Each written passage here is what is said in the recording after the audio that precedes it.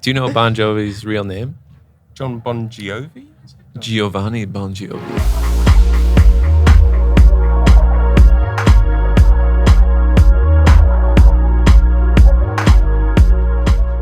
Hello, once again, welcome to Radio Primavera Sound, coming at you via the radio, coming at you also via Twitch and live as well for people who are either seated outside or passing by.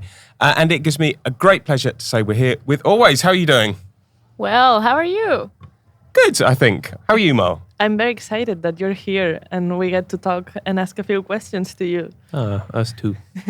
We were just talking earlier about Mar's indie phase when she was a teenager. Yes, I guess at my age everybody had like a Tumblr phase and all we did was listen to Always. And then it stuck and well, once I guess once you start listening to Always, you have to always listen to Always. Yeah. Are we a Tumblr core? Yeah. Is it like news to you? I think. Yeah. Well, surprise. At least on my side of Tumblr. I don't want to reveal my age, but what is Tumblr Core? I just made that up. I'm sure it's a thing, though. Core can go on the end of any word. Yeah, it's Exactly. a ubiquitous suffix. So I wanted to ask you about melody, all right? Because my very favourite thing, there's lots of things I like about your band, but you've got really, really, really strong melodies. And I want to know, who do you think writes the best melodies in pop? Stephen Merritt is pretty good from the Magnetic Fields. ABBA? ABBA, yeah, would be up there as well. They were playing London. The day we were playing, they were on their 75 date Avatar virtual hologram set we wanted to go to. Sparks, who are playing here, have some great melodies. Depeche Mode, Pet Shop Boys. Not Depeche Mode. Oh yeah, we're cross-programmed against them tonight, aren't we? And so you've released, in 10 years, roughly, you've released 3 albums. And Blue Rev, the third one, really kind of took off. But it was quite hard getting to it, right? Yeah, I mean, we didn't have a unique experience in the pandemic aspect of that. We all obviously went through that. But yeah, I did have a break-in to my apartment where a bunch of my recordings were taken unbeknownst to that burglar. But what else? Some laptops. A flood, I believe. There was a flood also in that apartment where a lot of our gear was saved. But we also lost changed a member, and we picked up Abby, our bassist. So lots of things changed. It was, we're not the most prolific band, so things tend to change a lot in between albums. So that those demos that were stolen, have they ever surfaced? Do they reckon they know what they've got? They must be in the drain somewhere, or they're going to be on the internet, which I feel bad for everyone that would even try and to understand what was going on in those. You said... sorry. No, I wanted to say, like, on these unreleased tracks that someone has and maybe doesn't know, and in all of your tracks, I feel like the lyrics, apart from the melody, in my case, I'm really into, like, the way you write the songs. But I always wonder, it's like, you're so intimate. Does it sometimes scare you, or do you have like a limit when it comes to like exposing yourself almost like to people who you don't know personally? Because I can listen to it and it's the first time we're meeting and stuff. Yeah, I actually do. I expose my feelings, I guess, in my songs, but I don't write about myself. Hey, what's up? I don't write about my life, so I really I don't have to grapple with that in the way that a lot of really revealing songwriters do. So I guess it's a defense mechanism or something. But also, I have a pretty mundane life, which, there's beauty in mundanity, but if I were to write about the trials and tribulations of my life, it would be a snooze, I'd say. Yeah, you've got enough interesting things going on, and you're good at fictionalizing the stuff. Yeah. Totally. So, This dude. Okay, Fred Perry, we see you, buddy. so if you don't write about your life, where does the inspiration come from? Like movies, books, or other people's lives? Like, Lots of things, but mostly just imagining situations. Sometimes it's fun to, you're reading a book and a line grabs you and you can inhabit that mindset, but a lot of the time it's just pulled from the sky. Yeah, you were getting onto a lot of short stories a few years ago, like Alice Munro, who's a famed Canadian writer, and we kind of found that the short story collection is the closest thing to an LP in its format, at least. So you have to have that narrative economy to like get your point across quickly and poetically, and it's the prose almost becomes poetic, which is kind of where lyric writing lies for us too. But I read somewhere, well, you said that between records, you've stopped caring as much about what people think. Was that kind of liberating?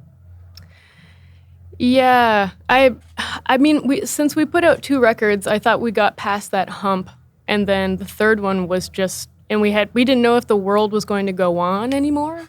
So then when that happens, you really kind of lose all of that anxiety about what people think about you or what people think about your trajectory as a band. And I think as a result, we just tried a bunch of things and failed and also succeeded. And I read as well that in recording Blue Rev, basically you prepared and prepared and prepared, and then you had to go into the studio and play the album front to back twice a day in a single day with 15-second breaks in between songs. That sounds insane. We did so much recording. That was one part of that, was just running the record 2 times back to back. And I think what that did was it just shook out everyone's nerves, and we were all laughing about how ridiculous it was. And then after that, we did probably a year of overdubbing. So yeah, typically when we go into the studio and we're playing as a band, the engineer greets us with, "Oh, it's so great to hear a band again in the studio. Like, it's been so long." And we kind of look at them eyes agog because that's all we know how to do. But from what we gather, studio sessions are more often like built up piecemeal and often written in the studio, whereas we do a lot of our writing prior to that and learn to play the songs as people used to do. it's purely economical. Yeah, totally. And the album is named, I believe, after a vodka-based cola beverage that you can buy in Nova Scotia. Is that like, right, I'm going to get really pretentious, but I'm going to go for it. Is that like Proust's Madeleine for you? Someone asked me that the other day.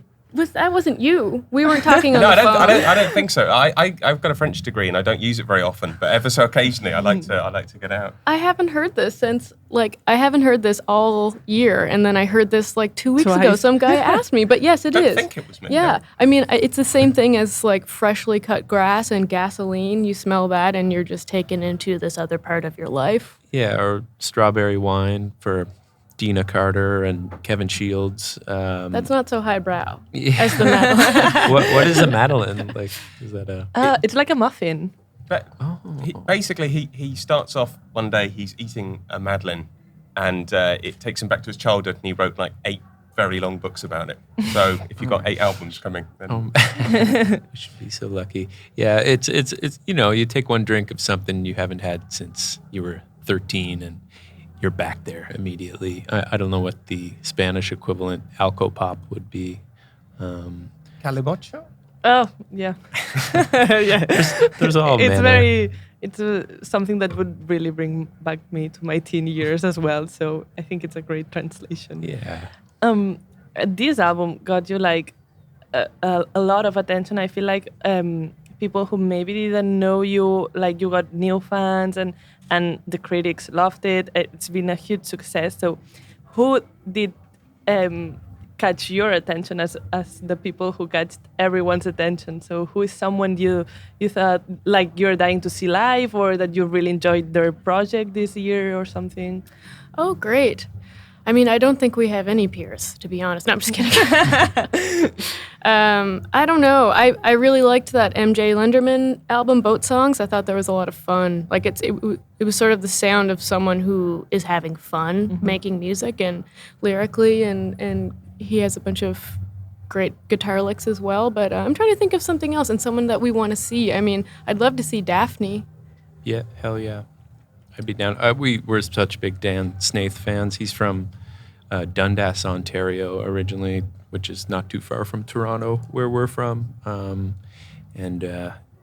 He's just a brilliant math mind and musical mind. Yeah, it would be super cool to catch his set. Can we talk for a second about the key change in Belinda Says? Please don't tell me it's not a key change. I'm not a musician, but it sounds to me like a key change. Yeah. It is a key change. Yeah, it's a proper key change. I thought you were about to say, no, we just changed the chromatic scale or something. Okay. How did that come about? There's many moments I love on the record. I'm going to say that's my favourite moment.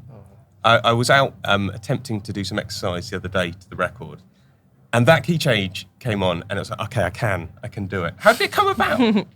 It's funny too. There's I mean, that's a good question, but someone had mentioned early on that there's a key change in Heaven is a Place on Earth, which I thought they had thought we were trying to mimic that song based on the lyrical reference that's in there. But I think it was just trying to find another, which I'm always trying to do, and so is Alec, taking the song to a next level for the home stretch. You know, like how can we elevate this even more? And a key change was just a new, easy way for us to. Yeah, it can be a cheap trick. It's like an 80s move, but also a classic move. There's a school of thinking among like classicists and classical musicians that if a song doesn't deviate from the diatonic, which is just the normal key, that it's somehow inferior. So you kind of want to modulate to a new key, and that raises your song to a more sophisticated level. But we try not to get too clinical about that stuff, but it is kind of fun to see how you can twist the normal pop thing. When you came up with that, did you start to think was there any point at which you thought that is going to sound amazing live? No, it took a long time. Will we ever play this live? Yeah, I mean, like, I'm really surprised that we even released an album, so. But I do remember when we did settle on that key change, it was simultaneous. It was agreed in the room that it needed to occur, and it was almost like a mutual spontaneous decision that we all arrived at independently, because there was nowhere else to go. But and you mentioned Belinda Carlisle. I've read that the song is homage to Heaven is a Place on Earth. Is that true or not? Well, Al came up with that line right at the peak of the song, and I just thought it was such an interesting perspective, because when I was younger, I listened to a lot of the radio, and I felt like the people singing were my friends. And Belinda singing this song while you're making this mass exodus to this new life, I thought, what a cool concept to kind of project that into the narrative where you're just like, here's my friend getting me through this crazy time. Mm-hmm. And she was a friend during the pandemic to us, you know, in our adult years. Like, I became super obsessed with that song and thought it should be like played at hockey games and soccer matches and the like instead of national anthems. I thought it was this beautiful humanist, utopian, like sneaky sort of subversive thing, that heaven is a place on earth. Like that's a touching sentiment if you get past the sort of 80s monster ballad connotation or whatever. Are you aware of the rave band Orbital? Yeah. They I get them mixed up with the Orb, but keep going. When they play live, I don't know if they still do it. They always play. They drop Belinda Carlisle's "Heaven Is a Place on Earth" right at the peak of one of their songs. Boom. And then mix that into Bon Jovi's "You Give Love a Bad Name," and it's You lost me. The Jovi. Oh, come on. Not a Jovi thing. Do you know Bon Jovi's real name? John Bon Jovi? Giovanni Bon Jovi. Yeah. That is Glorious. Good. Sorry, I don't have any beef with Jovi. To be clear. Yeah. Talking about, not about beef, but if who would people be surprised to discover you listen to like not Bon Jovi maybe, but a singer that it's not always related when you first think of it, but you really, really enjoy or is in your top plate artist? We're on a deep, like, ladies of 90s Canadian pop kick lately, like Amanda Marshall. I don't know if you remember her, but Elton John was a large fan. I don't know, Celine Dion, Shania Twain. Oh, iconic. I love them all. Yeah, But- there are probably 10 huge Chantal female Kreviazuk, artists from Canada in the 90s that just pumped out. Avril Lavigne. Yeah, all that stuff. You name it. Yeah. So, I mean, we get into commercial stuff more than people probably think. Yeah. yeah, we'll engage with sugar for sure. We're going to have to wrap it up because you have got to go and play Plenitude, which is over there at 10:10. Why should people go and see you? I don't get the thing like you're very good at selling yourself. Honestly, answer Sell that. yourselves now. Because they've seen Yo. Depeche Mode yesterday and don't want to double up. No, forget Depeche Mode. He's looking for I a think brawl. he's I'll see going you to there. always. Careful what you wish for. Ruffling the Oh, feathers. sweet. Look at her. She's got Oh, Fine. Yeah, yay. exactly. a original. That's a nice T-shirt as well. Thank you so much for coming along. It's been an absolute pleasure. And 10:10 tonight at Plenitude. Yeah, wish us luck. Good luck. You don't need Thank it. you. Yeah. You don't need my luck. Thank you. Thank you. Sweet. Nice to meet you. RPS, live from Primavera Sound, proudly presented by MetaHype and Cupra.